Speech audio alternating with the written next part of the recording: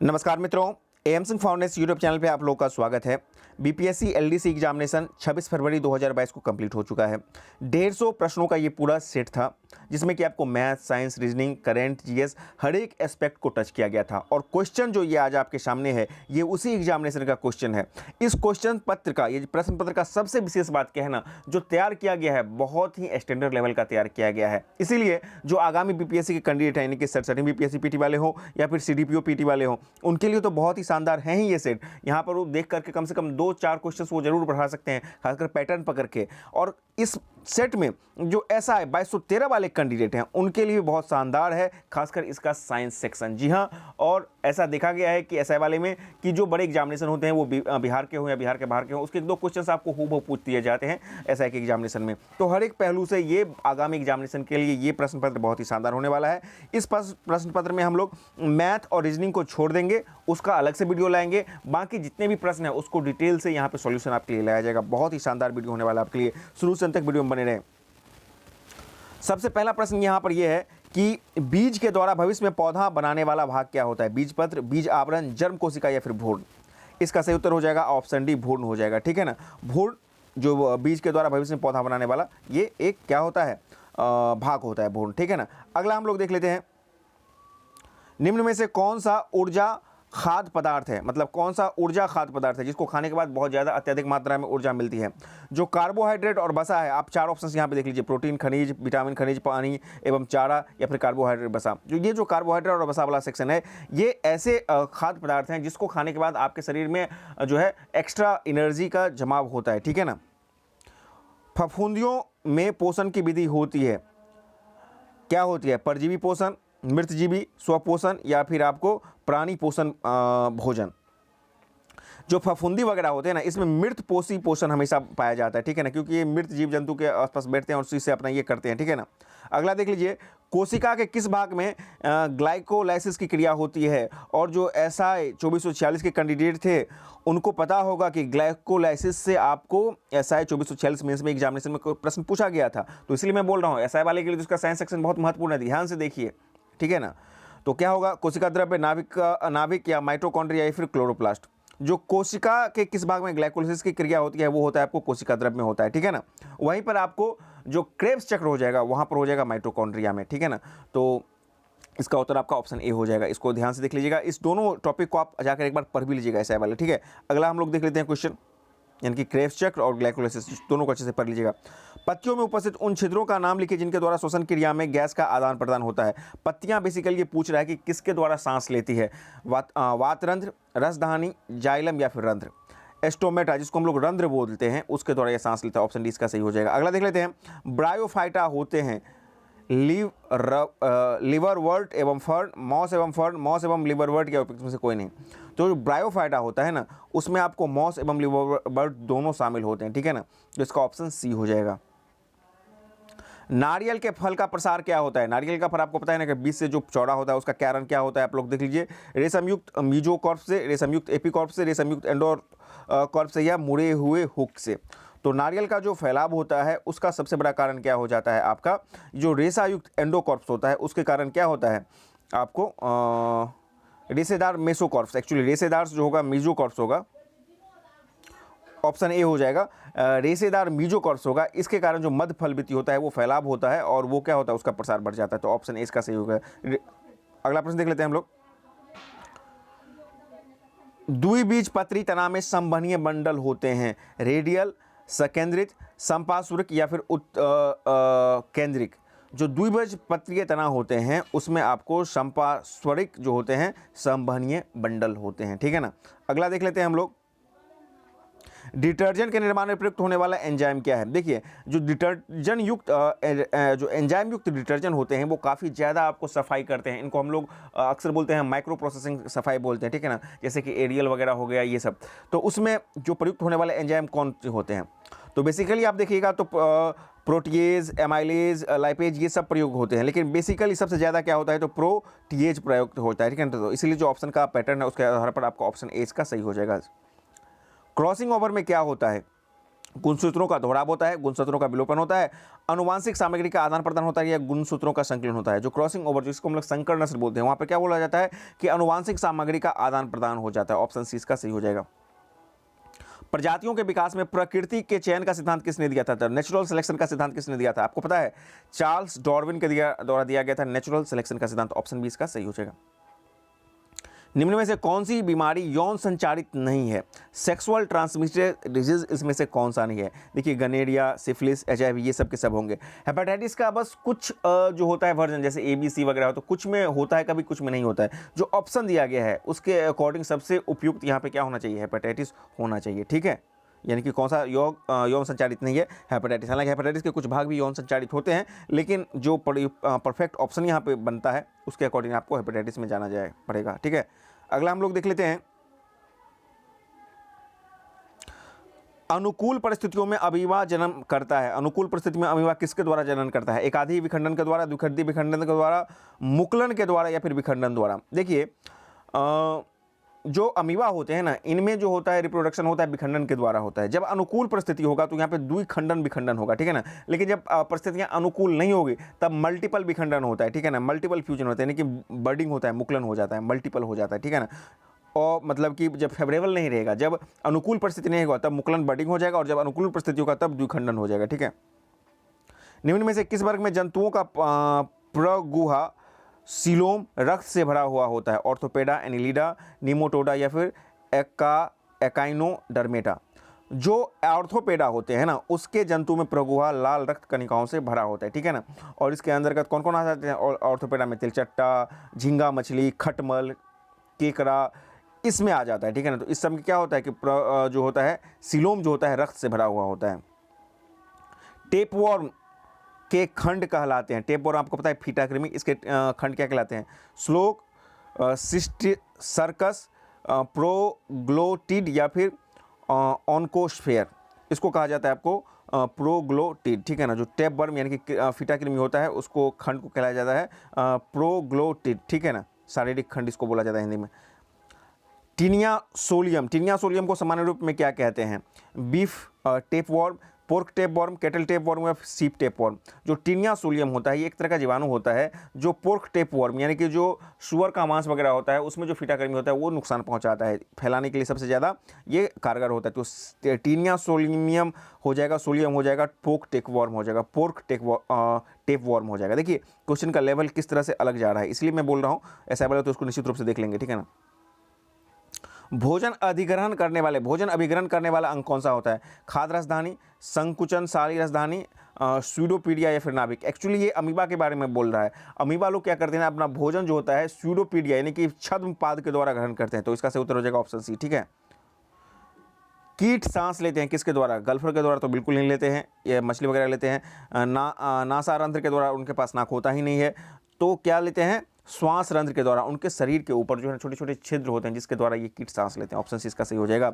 Lysosomes क्या होते हैं? पाचन केंद्र, श्वसन केंद्र, उत्सर्जन केंद्र या फिर ऊर्जा केंद्र? लाइसोसोम एक्चुअली में ये पाचन केंद्र होते हैं। ऑप्शन ए इसका सही हो जाएगा। ठीक है ना, अगला देख लेते हैं, किस जीव में पौधे एवं जंतुओं के लक्षण पाए जाते हैं? किस जीव में पौधे एवं जंतु के लक्षण पाए जाते हैं? जीवाणु, मोनेरा, यूग्लिना या फिर माइक्रोप्लाज्मा?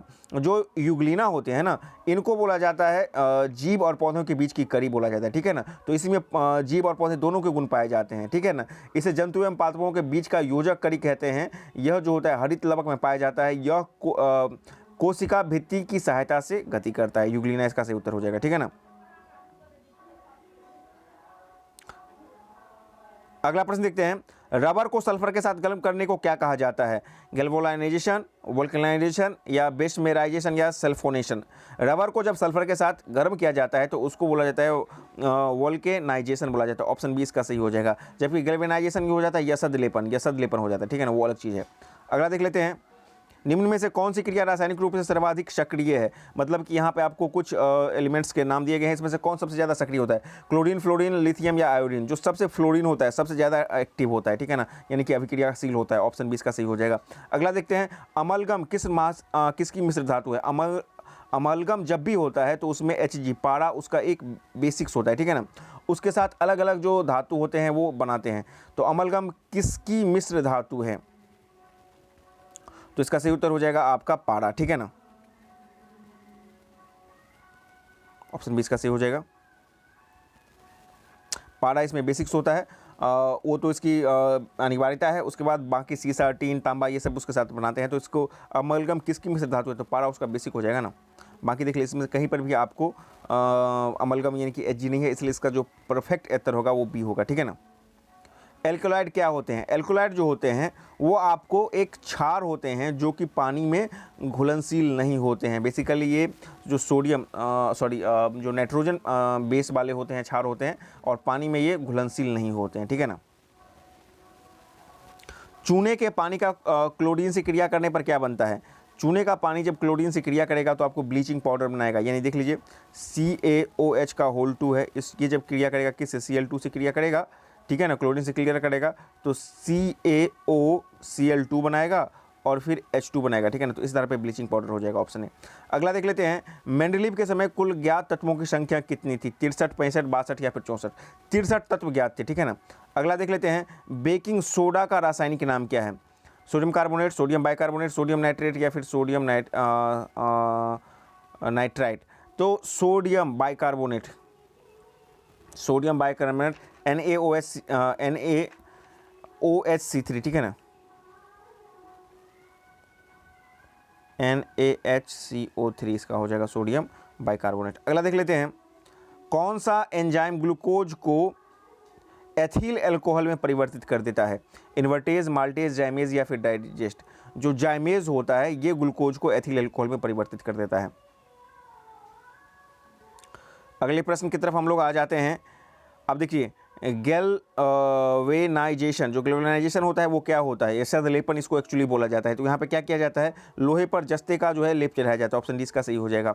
गैस के गुब्बारे में हाइड्रोजन की जगह हीलियम गैस इसलिए भरा जाता है क्योंकि यह ज़्यादा अस्थायी होता है। हाइड्रोजन से हल्की होती है, ज्वलनशील नहीं होती है। हाइड्रोजन से अधिक मात्रा में होता है। देखिए, हल्की तो आपको हाइड्रोजन होती है, लेकिन हाइड्रोजन अत्यंत ज्वलनशील होता है, इसीलिए उसको मतलब नहीं भरा जाता है गुब्बारों में। जबकि हीलियम जो होता है ज्वलनशील कम होता है, इसीलिए उसको जो है उसमें भरा जाता है। ऑप्शन सी इसका सही हो जाएगा, ठीक है।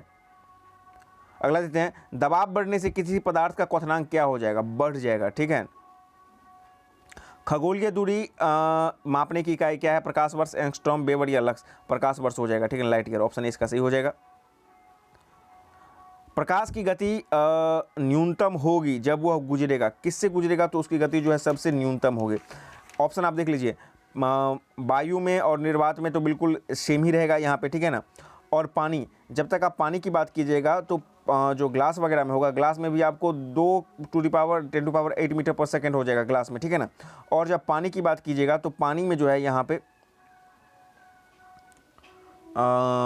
जो होगा आपको, इसका जो सही उत्तर हो जाएगा वो हो जाएगा आपका कांच में। क्या हो जाएगा? आपको कांच में सबसे कम होगी यहाँ पे, ठीक है।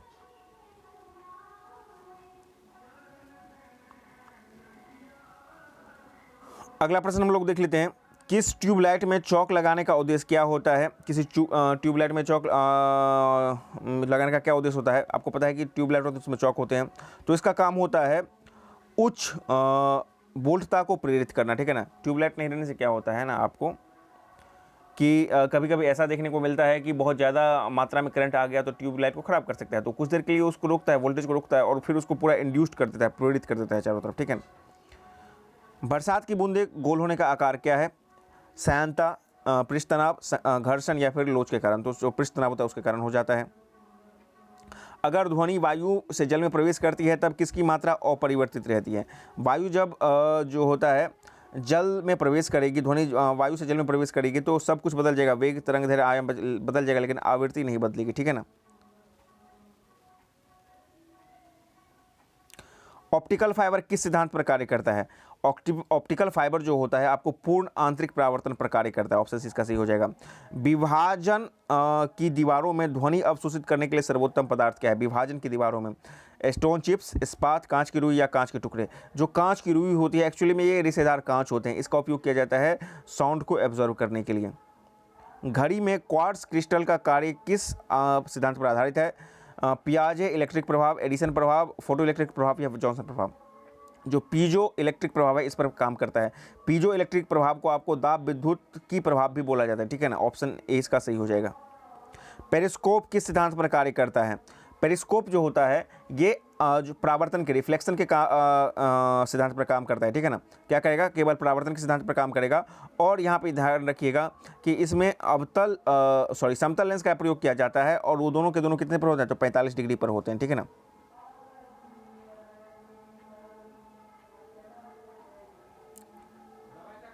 चलिए यहाँ से आपको मैथ और साइंस के प्रश्न शुरू हो रहे हैं।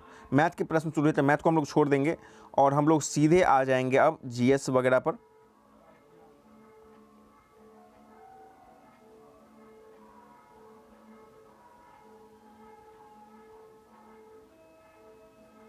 और नीचे आते हैं हम लोग, ठीक है ना। मैथ और जो आपको रीजनिंग है उसके क्वेश्चंस को भी अलग से सॉल्व किया जाएगा, खासकर किन के लिए, तो दरोगा कैंडिडेट के लिए अलग से सॉल्व जरूर किया जाएगा। और दरोगा कैंडिडेट के लिए एक बार और ध्यान रखिएगा कि जितने भी एग्जामिनेशन हैं, बड़े बड़े एग्जामिनेशन, उसके प्रीवियस ईयर के मैथ को और रीजनिंग को बना लीजिएगा, तो वो भी आपके लिए बहुत ही फायदेमंद रहेगा, ठीक है ना। आते हैं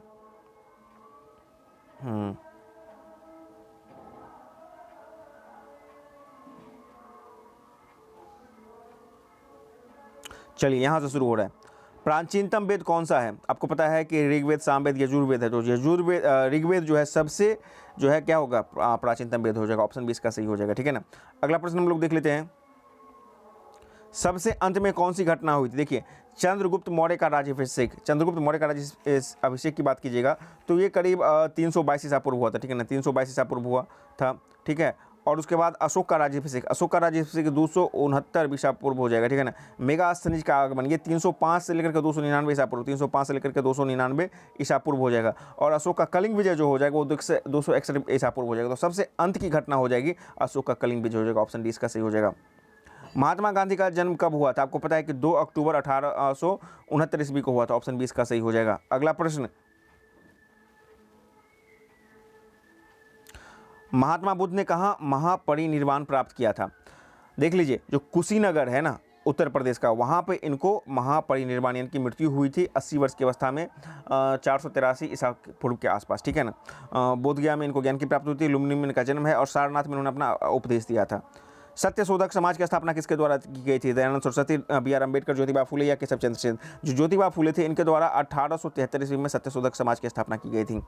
सबसे पहले कौन सी घटना घटी थी, नादिर शाह का आक्रमण। ये 1738-39 के आसपास की बात है, 1700 लगभग 39 के आसपास है। प्लासी का युद्ध कब हुआ था, 1757 हुआ था। पानीपत का तृतीय युद्ध 1761 हुआ था। और बक्सर का युद्ध कब होता है, तो 1764 होता है। तो इस आधार पर देखिए कि सबसे पहले घटना कौन होता है, नादिर शाह का आक्रमण हो जाता है। यानी कि 106 का सही उत्तर क्या हो जाएगा, आपका ऑप्शन ए हो जाएगा। 1942 में जयप्रकाश नारायण ने किस नगर में जेल में रखा गया था। 1942 में जो भारत छोड़ो आंदोलन था उसी क्रम में जो है जयप्रकाश नारायण को गिरफ्तार किया गया था और उनको हजारीबाग जेल में रखा गया था। वहाँ से फिर वो भाग भी गए थे और नेपाल के राजविलास जंगल में जाकर पहुँचे थे और गुरिल्ला युद्ध टीम का उन्होंने गठन भी किया था। अब 1 को 2 से मिलान करना है, सूची 1 को 2 से सूची 2 से मिलान करना है। देख लीजिए आनंद भवन कहाँ पर हो जाएगा, तो इलाहाबाद में हो जाएगा। साबरमती आश्रम कहाँ हो जाएगा, तो अहमदाबाद में हो जाएगा। Gateway of India Bombay में हो जाएगा और जलियांवाला बाग अमृतसर में हो जाएगा, ठीक है ना। क्वेश्चन को बहुत ही शानदार तरीके से एडजस्ट किया गया था यहाँ पे। हाँ साइंस के क्वेश्चन आपको निश्चित रूप से थोड़े से डिफिकल्ट जरूर है। अलाई दरवाज़ा का किसने निर्माण किया था, तो अलाउद्दीन खिलजी ने। आगरे के किला की बात कीजिएगा तो वो अकबर हो जाएंगे। इमादुद्दौला का मकबरा कौन हो जाएगा, नूरजहाँ हो जाएंगे। और दिल्ली का लाल किला कौन हो जाएगा, तो शाहजहाँ हो जाएंगे, ठीक है। अगला देख लेते हैं, सिखों के 10वें गुरु गोविंद सिंह का जन्म कहाँ हुआ था। गुरु गोविंद सिंह का जन्म आपको पटना में हुआ था, ठीक है ना। ऑप्शन डी इसका सही हो जाएगा। भारतीय संविधान के किस अनुसूची में भारतीय भाषाओं की सूची को शामिल किया गया है। आपको पता है कि जो 8वीं अनुसूची में है कुल 22 भारतीय भाषाओं को शामिल किया गया है। 5वां अनुसूची का बात कीजिएगा तो SC ST क्षेत्रों का अनुसूचित मतलब कि क्षेत्रों के प्रशासन से बात है। 6ठे अनुसूची की बात कीजिएगा तो वो असम, मेघालय, मणिपुर, त्रिपुरा वगैरह का जो 4 राज्य है वो उसको विशेष वहाँ के प्रशासन की बात की जाती है। 7वें का बात कीजिएगा तो केंद्र राष्ट्र संबंध हो जाएगा, तो 8वां इसका सही उत्तर हो जाएगा। अगला प्रश्न देखते हैं, डॉक्टर राजेंद्र प्रसाद को संविधान सभा का अस्थायी सभापति कब चुना गया था। आपको पता है कि संविधान की पहली बैठक आपको 9 दिसंबर 1946 को होती है, जिसमें कि सच्चिदानंद सिन्हा को चुन लिया जाता है। और उसके 2 दिन बाद जो 11 दिसंबर 1946 को होता है उसमें आपको राजेंद्र प्रसाद जी को चुना जाता है। तो ऑब्वियसली दिसंबर 1946 का सही उत्तर हो जाएगा। किस संविधान संशोधन के द्वारा शिक्षा के अधिकार को एक मौलिक अधिकार के रूप में सम्मिलित किया गया था। आपको पता है कि जो 86वां संविधान संशोधन 2002 में आया था उसके अकॉर्डिंग जो शिक्षा के अधिकार है वो 21 के ए में शामिल किया गया था। तो इसका उत्तर ऑप्शन डी हो जाएगा, ठीक है ना। इनमें से कौन भारत के उपराष्ट्रपति कभी नहीं रहे हैं। फखरुद्दीन अली अहमद, एस राधाकृष्णन, जाकिर हुसैन या बीबी गिरी, ये सब के सब BCD सब के सब भारत के उपराष्ट्रपति रहे हैं, लेकिन फखरुद्दीन अली अहमद आपको भारत के राष्ट्रपति उपराष्ट्रपति नहीं रहे हैं, ठीक है ना। तो 114 का सही उत्तर हो जाएगा ऑप्शन ए हो जाएगा। अगला प्रश्न के लिए, स्वच्छ भारत अभियान किस वर्ष प्रारंभ किया गया था? 2014, 15, 16 या 17? 2 अक्टूबर 2014 को इसको प्रारंभ किया गया था, ऑप्शन ए इसका सही हो जाएगा। पंचायती राज अपनाने वाला पहला राज्य कौन सा था? उत्तर प्रदेश, मध्य प्रदेश, बिहार या राजस्थान? राजस्थान था। आपको 2 अक्टूबर 1959 के आसपास इन्होंने अपनाया था, ठीक है ना। उसके बाद 11 अक्टूबर को आंध्र प्रदेश में। जुलाई 2021 में भारत का संसदीय कार्य मंत्री किसे नियुक्त किया गया है? प्रहलाद जोशी, धर्मेंद्र प्रधान, पीयूष गोयल या फिर अश्विनी वैष्णव? इसका सही उत्तर हो जाएगा आपको प्रहलाद जोशी को नियुक्त किया गया था। धर्मेंद्र प्रधान कौन हो जाएंगे? शिक्षा मंत्री हो जाएंगे। पीयूष गोयल कौन हो जाएंगे? कपड़ा मंत्री, उद्योग मंत्री हो जाएंगे, ठीक है ना। और अश्विनी वैष्णव कौन जो हो जाएंगे? तो रेल मंत्री हो जाएंगे। तो इसका सही उत्तर हो जाएगा ऑप्शन ए प्रहलाद जोशी। जुलाई 2021 में किसे कर्नाटक का राज्यपाल नियुक्त किया गया है? राजेंद्र विश्वनाथ अर्लेकर, रमेश बैस, बंडारू दत्तात्रेय या फिर थावर चंद गहलोत? ऑप्शन डी इसका सही हो जाएगा थावर चंद गहलोत, ठीक है ना। राज्यपाल, इन चीज़ों को भी देखना है आपको। मंत्री वर्तमान में जो हैं कौन क्या हैं। भारत का महान्यायवादी किसके द्वारा नियुक्त किया जाता है? जो महान न्यायवादी है अनुच्छेद क्षेत्र के अंतर्गत नियुक्त किया जाता है, तो ये किसके द्वारा होता है? तो प्रधानमंत्री इसकी नियुक्ति करते हैं। वर्तमान में समय में भारत में कौन सा एक मौलिक अधिकार नहीं है? देखिए, समानता का अधिकार है, शोषण के विरुद्ध अधिकार है, स्वतंत्रता का अधिकार है, लेकिन संपत्ति का अधिकार आपको एक क्या है? ये एक कानूनी अधिकार है, लेकिन आपको मौलिक अधिकार नहीं है। निम्न में से कौन सा नगर जो है यमुना नदी के किनारे अवस्थित नहीं है? दिल्ली बसा है, आगरा बसा है, मथुरा बसा है, लेकिन अयोध्या जो है आपको सरयू नदी के किनारे बसा है। ऑप्शन सी इसका सही हो जाएगा। जनगणना 2011 के अनुसार बिहार भारत का सबसे अधिक जनसंख्या वाला राज्य है कौनवें स्थान पर? आपको पता है कि पहला स्थान पर आपको क्या है? महाराष्ट्र है, सॉरी यूपी है, फिर महाराष्ट्र, और तीसरे स्थान पर कौन है? तो बिहार है। तो इसका स्थान हो जाएगा आपको ऑप्शन सी तीसरा हो जाएगा, ठीक है ना। अगला प्रश्न हम लोग देख लेते हैं कि बिहार में कौन सी जलप्रपात पात्र नहीं है? देखिए, धुआं कुंड, ककोलत और मंझर कुंड। ककोलत आपको नवादा में हो जाएंगे, धुआं कुंड और मंझर कुंड आपको कैमूर सासाराम में हो जाएंगे, ठीक है ना। और जो हुंड्रू जलप्रपात हो जाएगा वो कहाँ पर हो जाएगा? तो झारखंड में हो जाएगा। तो इस आधार पर इसका सही उत्तर हो जाएगा ऑप्शन ए, ठीक है ना। ये बाहर है और ये तीनों के तीनों बिहार में, ठीक है ना। धुआं और मंझर हो जाएंगे आपको कैमूर सासाराम, और ककोलत आपको नवादा में हो जाएंगे, ठीक है ना। निम्न में से कौन सा बिहार के पश्चिमी सीमा पर स्थित है? आप यदि बिहार का पढ़िएगा तो इधर से नॉर्थ, साउथ, ईस्ट, वेस्ट, ठीक है ना। पश्चिमी, ईस्ट में आपको बंगाल हो जाएगा और वेस्ट में आपको क्या हो जाएगा? उत्तर प्रदेश हो जाएगा। तो इस आधार पर इसका क्या उत्तर हो जाएगा? ऑप्शन सी हो जाएगा। बिहार में कौन सी नदी नहीं बहती है? फल्गु बहती है, बागमती बनती है और पुनपुन भी बहती है, लेकिन गोमती जो है उत्तर प्रदेश में बहती है। तो ऑप्शन डी इसका सही हो जाएगा। क्षेत्रफल के अनुसार सबसे विशाल महाद्वीप कौन सा है? यहाँ से देख लीजिए, क्षेत्रफल के हिसाब से पूछ रहा है तो ऑब्वियसली आपको एशिया हो जाएगा। लेकिन 66वें में क्या पूछा था कि आपको सबसे ज़्यादा देश किस महाद्वीप में है? तो वहाँ पर अफ्रीका उत्तर आ रहा था, ठीक है ना। तो क्षेत्रफल की दृष्टि से आपका एशिया हो जाएगा। देखिए, उस पैटर्न को कुछ यहाँ पर भी फॉलो किया गया है, ठीक है ना। बिहार में कौन सा खनिज पाया जाता है? क्वार्ट्स, पायराइट, अभ्रक या उपयुक्त सभी? तो उपयुक्त सभी यहाँ पे पाए जाएंगे बिहार में, ठीक है ना। तो बिहार के खनिज संसाधन बहुत ही महत्वपूर्ण हो जाते हैं। बिहार का भौगोलिक, बिहार का जनगणना। यमुना नदी का उद्गम किस राज्य से होता है? हिमाचल प्रदेश, उत्तर प्रदेश, पंजाब या फिर उत्तराखंड? उत्तराखंड का जो आपको यमुनोत्री है, बंदरपूछ, वहाँ से इसका उद्गम होता है यमुना नदी का। पृथ्वी दिवस कब मनाया जाता है? पृथ्वी दिवस आपको 22 अप्रैल को मनाया जाता है, ठीक है ना। और बिहार दिवस 22 मार्च को। 22 मार्च वाला ये क्वेश्चन आज के जो एक्साइज मतलब कि कांस्टेबल था उसमें ही पूछा गया था। हीराकुंड बांध किस नदी पर बनाया गया है? भागीरथी, कृष्णा, महानदी या फिर चंबल? जो महानदी है उस पर हीराकुंड बांध बनाया गया है। अगला प्रश्न देख लीजिए कि एटीएम का पूर्ण रूप क्या है? एटीएम का मतलब होता है ऑटोमेटेड टेलर मशीन। ऑटोमेटिक नहीं, ऑटोमेटेड, ठीक है ना। ऑटोमेटेड टेलर मशीन, ना कि ऑटोमेटिक होगा, तो ऑटोमेटेड हो जाएगा, ठीक है ना। 2011 के जनगणना के अनुसार निम्नलिखित राज्यों में से किसमें ग्रामीण जनसंख्या सर्वाधिक है? देखिए, अब यहाँ पर थोड़ा सा क्वेश्चन को ट्विस्ट कर दिया गया, ठीक है ना। नॉर्मली हम जब भी जनगणना पढ़ते हैं तो वहाँ पर पढ़ते हैं कि सबसे ज़्यादा प्रतिशत वाला कौन सा राज्य है जहाँ पर जनगणना है, तो वहाँ पर तो आपको हिमाचल प्रदेश ग्रामीण जनसंख्या ज़्यादा हो जाएगा, फिर बिहार आता है, फिर असम आता है। तो वो नहीं पूछ रहा है, प्रतिशत नहीं पूछ रहा है यहाँ पर मतलब एक्चुअली पूछ रहा है किस में जनसंख्या ज़्यादा है, नंबर्स पूछ रहा है, ठीक है ना। तो उस आधार पर जो 2011 का जनगणना है उसके अनुसार यूपी में सर्वाधिक है, फिर बिहार में है, फिर वेस्ट बंगाल में है। उस आधार पर आप यहाँ पर देखिएगा तो सबसे ज़्यादा यहाँ पर कर्नाटक में बनता है। कर्नाटक में आपको 37.4 मिलियन ग्रामीण जनसंख्या है, ठीक है ना। असम की बात कीजिएगा तो असम में आपको 26.3 मिलियन ग्रामीण जनसंख्या है, ठीक है ना। उसके बाद झारखंड की बात कीजिएगा तो झारखंड में आपको 25.06 मिलियन होता है और पंजाब में तो उससे भी कम होता है। तो सबसे ज़्यादा क्या हो जाएगा, कर्नाटक हो जाएगा। देखिए क्वेश्चन कितना डीप से पूछा गया था, ठीक है। तो थोड़ा सा यहाँ पर देख लीजिए कि लेवल को किस तरह से बढ़ाया जा रहा है। नीति आयोग ने किस आयोग का स्थान लिया है? आपको पता है कि नीति आयोग जो है 1 जनवरी 2015 के बाद से अस्तित्व में आ गया था और ये पहले का जो योजना आयोग था 1950 में जिसका गठन हुआ था उसका स्थान लिया था। ऑप्शन 20 का सही हो जाएगा। अगला प्रश्न देख लेते हैं, भारत के नियंत्रक एवं महालेखाकार परीक्षक की नियुक्ति किसके द्वारा की जाती है? देखिए कैग के बारे में पूछ लिया गया है और किसके बारे में पूछ लिया गया है, आपको महान्यायवादी के बारे में पूछ लिया गया है। तो कौन करते हैं? राष्ट्रपति करते हैं 148 के अंतर्गत। अच्छा ये पैटर्न कौन सा है, ये पैटर्न कौन सा है बता रहा हूं मैं। जब दरोगा मेंस का एग्जामिनेशन दीजिएगा आप लोग, तो वहां पर देखिएगा कोई क्वेश्चन जब एक जगह से उठाया गया है तो वहां से दूसरा क्वेश्चन भी सेम पैटर्न पर आपको देखने को मिल जाएगा। तो देख लीजिए अब राष्ट्रपति से उठाया गया है तो राष्ट्रपति से नियुक्ति की बात आपको महान्यायवादी की भी उठा लिया गया है और जो है आपको महालेखाकार परीक्षक का भी उठा दिया गया। तो बिल्कुल बीपीएसएससी जो है एसआई वाला जो आयोग है वो बीपीएससी बड़े भाई का छोटा भाई है, तो वो भी उसके फॉलो करता है, ठीक है। अगला देख लेते हैं, निम्न में से बिहार में किसकी प्रचुर मात्रा में उपज होती है? चाय की तो नहीं होगी, कॉफ़ी की भी नहीं होगी, तंबाकू की होगी, बिल्कुल तंबाकू की भी, और इलायची की नहीं होगी। तंबाकू खासकर जो सरेसा क्षेत्र होता है, समस्तीपुर होता है और मुजफ्फरपुर के कुछ क्षेत्र, वहाँ पे इसकी तो काफ़ी उत्पत्ति होती है, ठीक हो। अगला देख लेते हैं, मुजफ्फरपुर के लीची का ब्रांड नाम क्या है? रानी लीची, नवाबी लीची, रसगुल्ला लीची या फिर शाही लीची? शाही लीची। ऑप्शन डी इसका सही हो जाएगा। अगला प्रश्न देख लेते हैं, उपज और इसका जो है राज्य सबसे ज़्यादा कहाँ है? जूट। जूट कहाँ पर हो जाएगा? पश्चिम बंगाल में हो जाएगा। चाय। चाय कहाँ पर हो जाएगा? तो आपको असम में हो जाएगा और चाय असम जो है आपको एसआई वाले पीटी में क्वेश्चन भी था। गन्ना पर कहाँ पर हो जाएगा? उत्तर प्रदेश। और रबर कहाँ पर हो जाएगा? केरल में हो जाएगा। अगला प्रश्न देख लेते हैं हम लोग, बोल रहा है विश्व उपभोक्ता दिवस कब मनाया जाता है? जनवरी 15, फरवरी 15, मार्च 15 या अप्रैल 15? मार्च 15 को मनाया जाता है विश्व उपभोक्ता दिवस।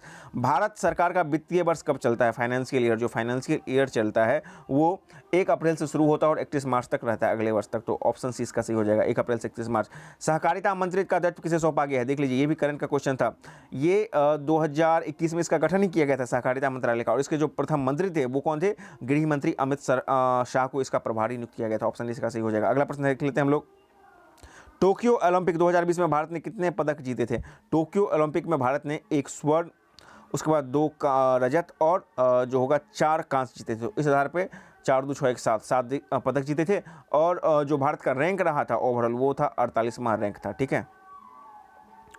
भारत के किस संगठन ने एडवांस चैफ तकनीक विकसित की है? चैफ, CHAFF है तो अंग्रेजी में, ठीक है ना। देख लीजिए इस HAL, इसरो या फिर DRDO के द्वारा ये विकसित किया गया। चैफ टेक्निक क्या होता है कि जो भारत के एयरक्राफ्ट हैं उसको एंटी एयरक्राफ्ट मिसाइल से बचाने के लिए, ठीक है ना, इस तकनीक को विकसित किया गया है DRDO के द्वारा। पिछली बार आपको 66वीं में जो है रुद्रम के बारे में पूछा गया। तो इस तरह से ऑर्बिट क्वेश्चन अब पूछे जाने लगे हैं। भारत द्वारा ऑपरेशन देवी शक्ति किस देश में लॉन्च किया गया था? पाकिस्तान, अफगानिस्तान, ईरान या चीन? जो अफगानिस्तान में जब वहाँ पर सत्ता पलट हुआ था तालिबान के द्वारा, जो वहाँ पर फंसे भारतीय थे उसको वापस लाने के लिए ऑपरेशन देवी शक्ति लगाया गया था। अभी हाल ही में यूक्रेन में जो भारतीय छात्र फंसे थे उसको वापस लाने के लिए ऑपरेशन गंगा, इसको भी याद कर लीजिएगा, ऑपरेशन गंगा, ठीक है ना। अभी कहाँ से? यूक्रेन से जो भारतीय छात्रों को वापस लाया जा रहा है, और जो अफगानिस्तान से लाया गया था उसको ऑपरेशन देवी शक्ति नाम दिया गया था। मॉरिशस की राजधानी कहाँ है? सुपेरिपियो, ग्रैंड बेई, पोर्ट लुइस या फिर मेहरबर्ग? पोर्ट लुइस हो जाएगा इसका उत्तर। जापान की मुद्रा क्या है? डॉलर, रेमनीज, येन या फिर वॉन? क्या हो जाएगा? येन हो जाएगा। ऑप्शन सी इसका सही हो जाएगा। अगले प्रश्न की तरफ आते हैं, द नाइट वॉचमैन उपन्यास के लेखक कौन है? पुस्तक और उसके लेखक, ठीक है। तो इससे भी आपको प्रश्न है, इसका सही उत्तर हो जाएगा लुइस एल्ड्रिच, ठीक है ना। ये एक अमेरिकन लेखक हैं, इनके द्वारा मार्च 2020 में द नाइट वॉचमैन पुस्तक का प्रकाशन किया गया था। पंजाबी भाषा की लिपि कौन सी है? देवनागरी, ब्राह्मी, गुरुमुखी या फिर द्रविड़? गुरुमुखी हो जाएगा, ठीक है। अगला प्रश्न देख लेते हैं, अफगानिस्तान के राष्ट्रपति का नाम जो कि हाल ही में देश छोड़कर भाग गया था। देख लीजिए अब अफगानिस्तान से सवाल पूछे तो 2 सवाल पूछ दिया है, ठीक है ना। बिल्कुल बीपीएसएससी में असाइनमेंट्स में भी आपको 1-2 सवाल यहाँ से देखने को मिलेंगे। यदि एक सवाल जहाँ से पूछा गया दूसरा सवाल भी वहाँ से आपको पूछे जाएंगे, ठीक है ना। तो वो थे आपको मोहम्मद अशरफ गनी थे, जो आपको तख्ता पलट हुआ था तो देश छोड़कर भाग गए थे, ठीक है। हिंदी भाषा में वर्ष 2020 में साहित्य में अकादमी पुरस्कार किसने जीता था? मतलब वर्ष 2020 का साहित्य अकादमी पुरस्कार किसे प्रदान किया गया था, बेसिकली ये पूछ रहा है। तो वर्ष 2020 का साहित्य अकादमी पुरस्कार मिला गया था अनामिका को, टोकरी में थेरी गाठा के लिए। और इंटरेस्टिंगली अनामिका जी का संबंध बिहार राज्य से ही है, ठीक है ना। 127वां संविधान संशोधन 2021 संबंधित किससे है? आरक्षण से, नागरिकता से, कृषि सुधार से या फिर उच्च शिक्षा से। 127वां संविधान संशोधन जो है वो आरक्षण से, ओबीसी आरक्षण से संबंधित है, ठीक है ना। और ये तो संशोधन 127वां लाया गया था, और ये संविधान संशोधन कौन सा बना? तो 105वां संविधान संशोधन बना, ठीक है ना। एक विधेयक लाया जाता है, वो 127वां था, और संशोधित हो कौन सा संशोधन बना? वो तो 105वां संशोधन बना, ठीक है ना, ओबीसी से साथ, ठीक है। ऑप्शन इसका सही हो जाएगा। तो इस प्रकार आज आपने करेंट, जीएस के क्वेश्चंस को देखा, साइंस के क्वेश्चंस को देखा, बहुत ही शानदार है। इसको आप लोग एक दो बार देख लीजिएगा, खासकर साइंस वाले सेक्शंस को। मैथ रीजनिंग के क्वेश्चंस को भी आपके लिए जरूर लाया जाएगा। तो चैनल पर नहीं तो चैनल को सब्सक्राइब करें इस तरह के बेहतरीन वीडियो पाने के लिए।